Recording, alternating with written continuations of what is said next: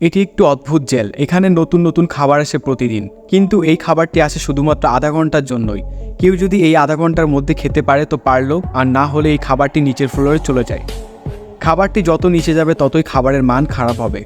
একেবারে নিচের কয়েদিরা তো কোনো খাবারই পায় না। আর এই জেলের মধ্যে প্রতিটা ফ্লোরে আসে শুধুমাত্র 2 জন কয়েদি। কেউ যদি খাবার খাওয়ার সময় এই ফাঁকের মধ্যে পড়ে যায় তাহলে তার মৃত্যু হয়। এই বুড়োটি খাবার খাওয়ার জন্য প্রস্তুত হয়ে যায়, কারণ খাবারগুলো তাদের দিকে আসছে। বুড়োটি কোনো কিছু না ভেবে ইচ্ছামতো খেতে থাকে। আর এই লোকটি ছিল নতুন কয়েদি। বুড়োটি তখন বলে, তাড়াতাড়ি খাবার খেয়ে নাও, না হলে পরে এগুলো আর পাবে না। বুড়োটির কথা শুনে এই লোকটি একটি আপেল তুলে নেয়। যখন খাবারের টেবিলটি নিচের দিকে নেমে যাচ্ছিল তখন বুড়োটি একটি পানির বোতল তুলে নেয়, আর এই বোতল থেকে পানি খেয়ে খাবারের ওপরে কুলি করে ফেলে। তখন নতুন লোকটি জিজ্ঞাসা করে, তুমি এখানে থুতু ফেললে কেন?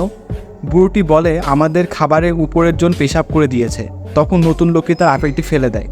পরের দিন যখন খাবার আসে তখন বুড়ো লোকটি আবারও খাবার খেতে শুরু করে, কিন্তু এই লোকটি খাচ্ছিল না খাবারের অবস্থা দেখে। কিন্তু ক্ষুধার যন্ত্রণা সহ্য করতে না পেরে এক টুকরো খাবার নিয়ে খায়, আর তার কাছে খাবারটি খুবই সুস্বাদু লাগে। পরদিন তারা দেখতে পায় খাবার টেবিলে একটি মেয়ে নেমে এসেছে। ভিডিওটি ভালো লেগে থাকলে লাইক এবং সাবস্ক্রাইব করে দাও।